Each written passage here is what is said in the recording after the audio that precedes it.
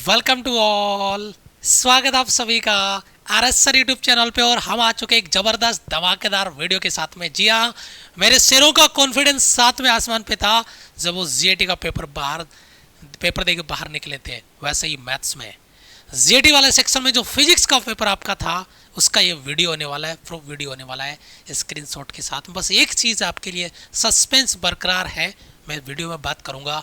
ये जो एरो जहां लगा हुआ है ये क्या है जिससे पूरा एनडीए का पेपर आपने छाप दिया एक सवाल को छोड़ के। 22 क्वेश्चन आपके, उनमें से 21 क्वेश्चन यहां से आपको मिलेंगे। वो क्या है उसकी बात मैं करूं इससे पहले कि क्या वो 21 क्वेश्चन हमने जो आपको पिछले 4 महीने पढ़ाया उनमें से हैं? अगर हाँ तो एक बार फटाफट चलते हैं पहले क्वेश्चन की ओर। उससे पहले आपका जो जनरल डाउट है, अगर कोई नया बच्चा इस वीडियो को देख रहा है तो मैं उसको क्लियर कर दूं। Pragyan batch NDA CDS AFCAT foundation SSB के लिए डेडिकेटेड हमारा स्टार्ट होने वाला है 13 सितंबर से। बिल्कुल जीरो लेवल से, बेसिक से प्रज्ञान बैच आपका स्टार्ट होगा। स्टार्ट करेंगे नया बैच आपका, तो ये आपकी डिटेल इंफॉर्मेशन।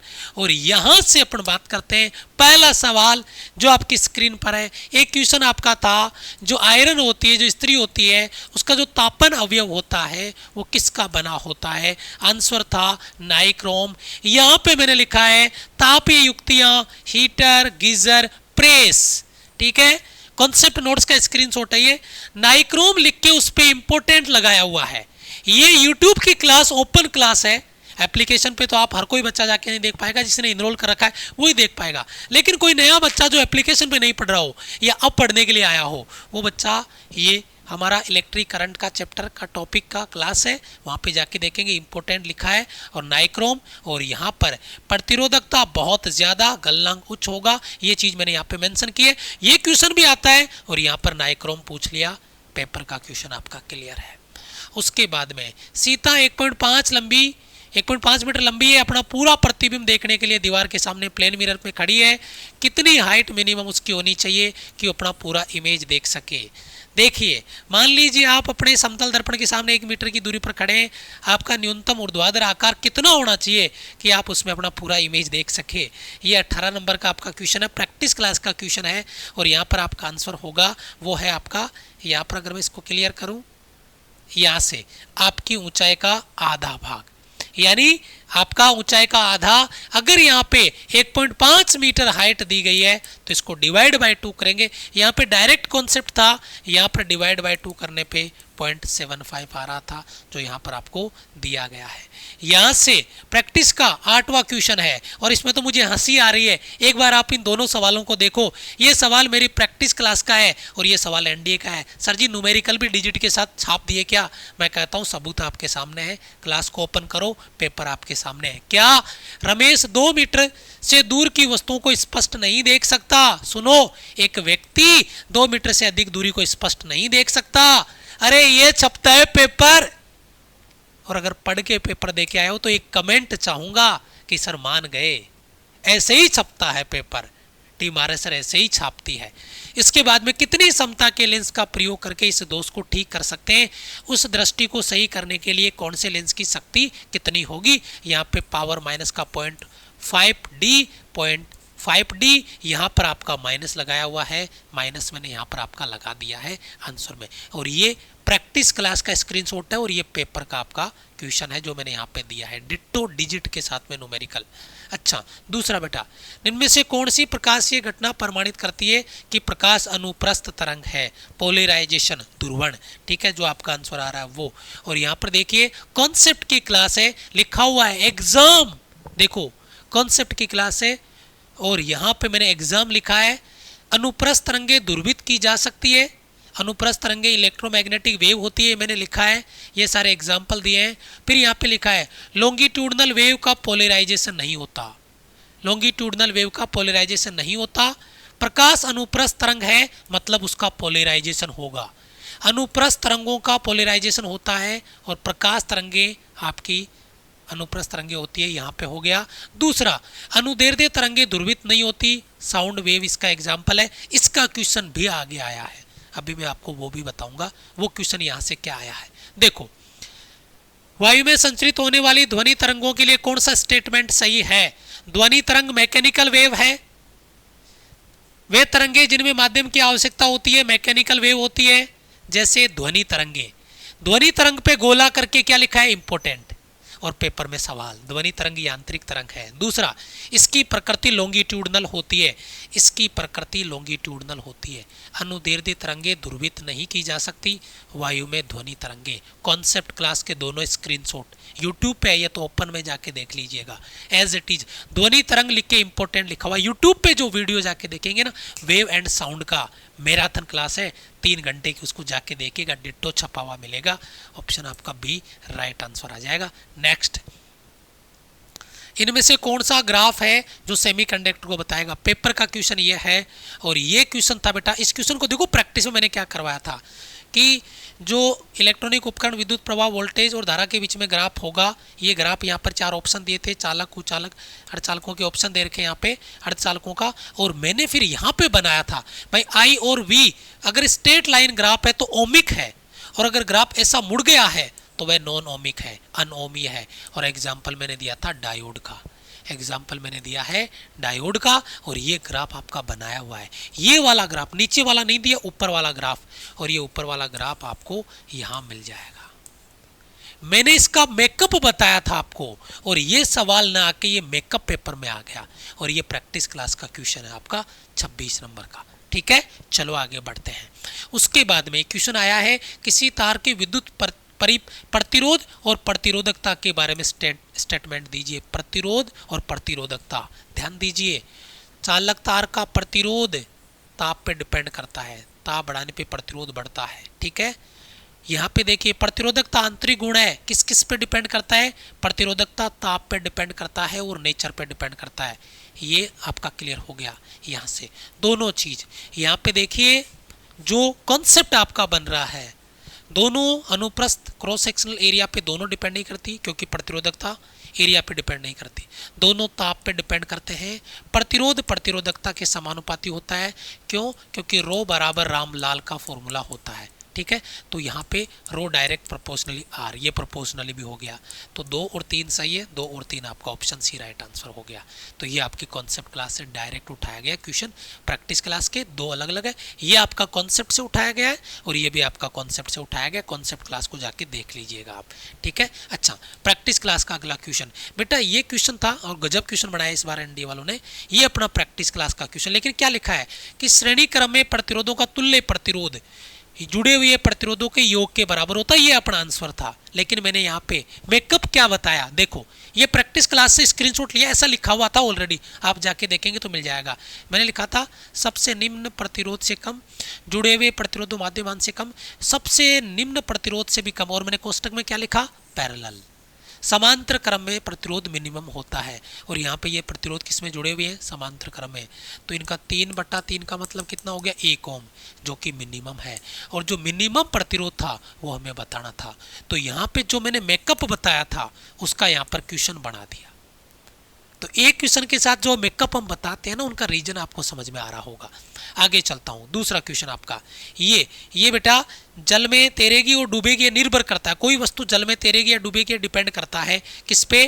डेंसिटी, घनत्व के अंतर पे। और यहाँ पे यही चीज बताई गई है कि किसका घनत्व ज्यादा है, किसका घनत्व कम है। कील का घनत्व ज्यादा, डूब गई, जहाज का घनत्व कम, तैर गई। तो दूसरा और तीसरा सही था, दूसरा और तीसरा बी ऑप्शन। यहाँ पे देखो, बड़ा, बराबर, छोटा, तीनों रिलेशन मैंने प्रैक्टिस क्लास में लिखे हुए हैं, और ये प्रैक्टिस क्लास का आपका क्वेश्चन है। अच्छा, उसके बाद में कॉन्सेप्ट क्लास में जो चार्ज पार्टिकल पे जो बल लगता है, जो आवेशित कणों पे जो बल लगता है, वो लगता है आपका, बल की दिशा निकालना मैंने आपको बताया हुआ है, और जो बल लगता है वो लगता है क्वाब। तो अगर पॉजिटिव चार्ज पे जो बल लगेगा वो अगर जब एंट्री करेगा तो इस तरीके से लगेगा, नेगेटिव पे इस तरीके से। और मैंने लिखा भी है, देखो ये क्वेश्चन कॉन्सेप्ट क्लास का स्क्रीनशॉट है, क्वाब साइन थीटा, और यहाँ पर आपके दोनों, एक ऊपर लगेगा एक नीचे, तो दोनों के दोनों अलग हो जाएंगे। लेकिन इस कॉन्सेप्ट को अगर आपको पता होगा ना, ये चीज आएगी ना, तभी आप ये क्वेश्चन कर पाओगे, तभी ये क्वेश्चन कर पाओगे। कॉन्सेप्ट को लिंक करना आपको आना चाहिए। यूपीएससी का पेपर है, हर एक क्वेश्चन डायरेक्ट नहीं, कुछ न्यूमेरिकल के डिजिट छप गए वो अलग बात है, लेकिन हर क्वेश्चन नहीं मिलेगा आपको ऐसा, क्योंकि बेटा यूपीएससी का पेपर है। अच्छा ये देखो, यहाँ पे जो सूर्य के प्रकाश से जो प्रकाश किरणें आती है वो धूल मिट्टी के कण चमकते हुए दिखाई देते हैं। यहाँ पर टिंडल प्रभाव प्रदर्शित करता है प्रकाश का प्रकीर्णन। और यहाँ पर देखिए, यहाँ पर प्रकाश का प्रकीर्णन, वो धूल मिट्टी के कण जो हमें चमकते हुए दिखाई देते हैं वो किसके कारण? टिंडल प्रभाव, कोलाइडी कण, धूल मिट्टी के कण टिंडल प्रभाव से। और यहाँ पे देखो इंपॉर्टेंट स्टार लगाया हुआ क्वेश्चन, प्रैक्टिस क्लास का क्वेश्चन है, बहुत इंपॉर्टेंट क्वेश्चन, डिट्टो छपा है यहाँ से, बस लैंग्वेज बदल गई। और यहाँ पे देखिए, यहाँ तो मजा ही आ गया, यहाँ तो मजा ही आ गया। यहाँ पर देखो बेटा, दोनों टर्मिनलों के बीच विभवांतर 220 वोल्ट है, यहाँ पर विभवांतर 220 वोल्ट है और 80 वोल्ट की शक्ति यहाँ पर करंट दिया गया है और यहाँ पर शक्ति दी गई थी। हमने पहले कॉन्सेप्ट में क्या निकालना था बेटा? इसका आर निकालना था। और यहाँ पर पहले कॉन्सेप्ट में हमने क्या निकाला? आर। पहले कॉन्सेप्ट का यूज करके दूसरे का पावर निकाला। कब? जब वोल्टेज 110 वोल्ट हुआ इसमें, और इसमें कितना हुआ? 120 वोल्ट है। यहाँ पे नीचे आ गया इसके, यहाँ पे मैं इंग्लिश वाले में दिखा दूंगा 120 वोल्ट। और हमने प्रैक्टिस में कितना किया? 110 वोल्ट। ये शक्ति को लेकर सोल्व किया गया है और ये आपको करंट को लेकर सोल्व किया गया है। बस इसमें शक्ति, इसमें करंट, बाकी वैल्यू 220 वोल्ट है, 220 वोल्ट है, ये 110 वोल्ट है, यहाँ पर 120 वोल्ट है। सेम क्वेश्चन आपका बनता है, ये बल्ब के लिए, वो हीटर के लिए। तो डिट्टो आपका डिजिट चेंज कर दिया इसमें, है ना। चलो आगे बढ़ते हैं। दूसरा बेटा, यहाँ पे आपको जो नॉन जीरो संख्या है वो आपको देखनी है, इनमें से कौन सी है। तो यहाँ पर जो ग्राफ है, मैंने 2 ग्राफ बताएं, 2 प्रैक्टिस क्वेश्चन कराएं, एक तो ये है ना और एक ये। इसमें displacement time graph straight line है, एक्सेलरेशन 0। डिस्प्लेसमेंट टाइम ग्राफ यानी acceleration 0, displacement time graph straight line यानी acceleration 0, displacement time graph straight line यानी एक्सेलरेशन 0। देखो ये स्ट्रेट लाइन मैंने लिखी है और फिर उसके नीचे 0 भी लिखा है। इसमें एक्सेलरेशन नेगेटिव, इसमें एक्सेलरेशन पॉजिटिव लिखा है ना। अब इधर आ जाओ, ये ग्राफ देख लो, तो बताओ इसमें एक्सेलरेशन क्या होगा? पॉजिटिव, लेकिन एक्सेलरेशन 0 नहीं होगा। तो यही हमारा आंसर हुआ ना। सेम चीज़ मैंने यहाँ समझाई है, यहाँ पे देखो, यहाँ पे देखो, यहाँ पे देखो, रीजन दिया है। 2 बार मैंने उस क्वेश्चन को करवाया अलग अलग तरीके से और ये पेपर का डिट्टो क्वेश्चन आपकी स्क्रीन पर है। अच्छा आगे चलो, इससे पहले प्रज्ञान बेच, जो भी नया बच्चा है बेसिक से पढ़ना चाहता है, 0 लेवल से पढ़ना चाहता है, आने वाली एनडीए की एग्जाम, सीडीएस की एग्जाम के लिए 13 सितंबर से स्टार्ट करेंगे, ऐसे ही छापेंगे। और ये फिजिक्स का आया है, हर सब्जेक्ट का आएगा, मिलाना, मैच करना, और फिर जब दिल से आवाज आए कि यार ये तो पेपर तो पूरा छापते हैं, अगर बच्चा पढ़ के गया तो पेपर फाड़ के आएगा, और बच्चा पढ़ना ही नहीं चाहता तो जबरदस्ती तो हम कर नहीं सकते। अच्छा अगला सवाल बेटा, ये देखिए, यहाँ पे 100 ग्राम 20 मीटर पर सेकंड, 50 ग्राम इसका वेग आपको निकालना है। प्रत्यास्थ टक्कर भी प्रत्यास्थ कर रहा है। यहाँ पे मैंने क्या किया है, यहाँ पर मैंने मास को सेम किया है, तो वेलोसिटी एक्सचेंज मैंने बताया है। इसमें मास अलग अलग था तो आपको इसको कैलकुलेट करना पड़ेगा, पहले का मोमेंटम और बाद का मोमेंटम। बस यहाँ पे मास सेम था, यहाँ पे मास सेम नहीं है, मास अलग अलग दिया है। यहाँ पे देखिए बेटा, इस सवाल को देखिए, निम्न में से कौन से पदार्थ से चुंबक नहीं बनाई जा सकती? एलेनिको, लोहा, निकल, इनसे चुंबक बना सकते हैं। तो देखो एल्यूमिनियम आ गया, स्टील आ गया, है ना, तो इनसे चुंबक बना सकते हैं क्योंकि ये चुंबक इनसे अट्रैक्ट करती है।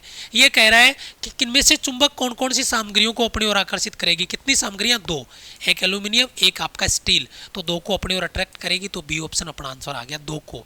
और ये दोनों यहाँ पर मैंने लिखे हैं, लोहा को अट्रैक्ट करेगा, निकल को अट्रैक्ट करेगा। ये कह रहा था नहीं करता, तो कॉपर नहीं करता, तो यहाँ पे सवाल हमने कॉपर का लगाया और इसको मैंने इंपॉर्टेंट भी लगा रखा है, प्रैक्टिस क्लास में जाके देखना मिल जाएगा। 4 नंबर का क्वेश्चन है, ये नंबर है क्वेश्चन और ये प्रैक्टिस क्लास का आपका स्क्रीनशॉट। एलेनिको, एल्यूमिनियम, निकल, कोबाल्ट, ऐसे कैसा लिखा हुआ मिलेगा, मैंने तो केवल वहाँ से स्क्रीनशॉट उठाया है। अच्छा, औसत चाल, एवरेज वेलोसिटी आपको निकालना है, टोटल डिस्टेंस बटा टोटल टाइम, टोटल डिस्टेंस बटा टोटल टाइम। यहाँ पर आपका टोटल डिस्टेंस पहले 2000 थी, फिर 2400, तो डिस्टेंस आ गई 400 किलोमीटर, टाइम 8 घंटे, तो 8 का भाग लगाएंगे, 8 पंजे 40, तो 50 किलोमीटर पर आवर आपका आंसर आ गया। फॉर्मूला यूज करना था, फॉर्मूला मैंने कॉन्सेप्ट क्लास में आपको बताया था। प्रेशर कुकर वाला कॉन्सेप्ट यहाँ पर आपका आया है, जो यहाँ पर आपको दिया गया ऑप्शन है वायुमंडलीय दाब वाष्प दाब के बराबर होगा। यही चीज़ मैंने प्रेशर कुकर को लेकर, वाष्प दाब को लेकर यहाँ पर आपको एक्सप्लेन किया है, बस इसका लैंग्वेज वहाँ पे कन्वर्ट कर दिया गया है। यहाँ पर देखिए बेटा, यहाँ पर आपको डिस्टेंस देके क्या पूछा था? एक्सेलरेशन। विस्थापन समीकरण देके। यहाँ पर y क्या है बेटा, विस्थापन समीकरण देके। आपको क्या पूछा, बल, लेकिन आपको पता होना चाहिए बल निकालने के लिए क्या चाहिए, मास और एक्सेलरेशन। मास तो दिया है, एक्सेलरेशन हमें निकालना है। इस क्वेश्चन में हमें एक्सेलरेशन निकालना था और इस क्वेश्चन में भी हमें एक्सेलरेशन निकाल के फोर्स निकालना था, बट यहाँ पर वैल्यू दी थी और यहाँ पर वैल्यू नहीं है। यहाँ पे जब इसको सॉल्व करेंगे तो a बराबर आएगा माइनस का g, और जब इसको रखेंगे तो ये माइनस का mg हमारा आंसर हो जाएगा।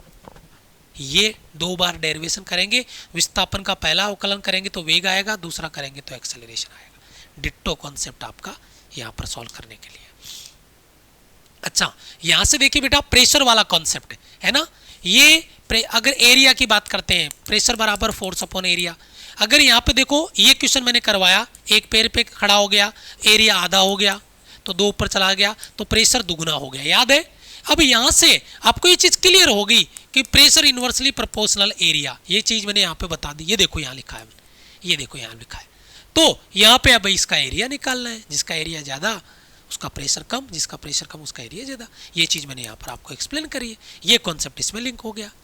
और इसके बाद में वायुमंडलीय दाब का मापन करने के लिए बैरोमीटर का यूज करते हैं, ये मैंने बताया है।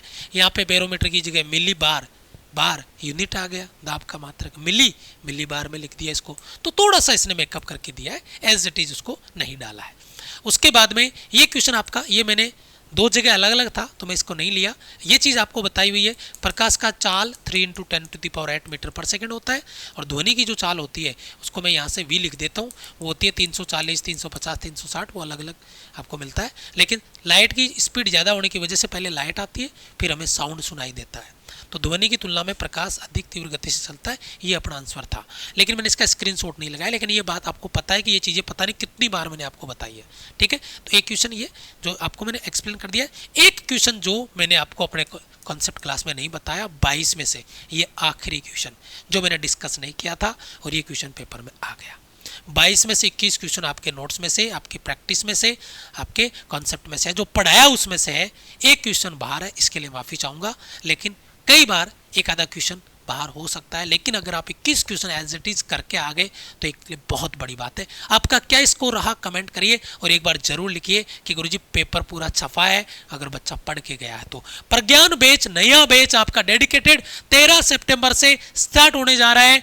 जाके देखिए, क्लास ऑलरेडी लगी हुई है। फिर भी अगर आपका कोई डाउट है तो आप दिए गए हमारे हेल्पलाइन नंबर पे कॉल कर सकते हैं। हेल्पलाइन नंबर यहाँ पर आप देख पा रहे होंगे, यहाँ पर आपको नंबर मिल जाएगा, यहाँ पर आपको नंबर मिल जाएगा, यहाँ पर आपको नंबर मिल जाएगा। दिए गए हेल्पलाइन नंबर पे आप कॉल करके अपना डाउट क्लियर कर सकते हैं। मिलता हूँ मैं आपसे नेक्स्ट वीडियो में, तब तक के लिए जय हिंद, वंदे मातरम।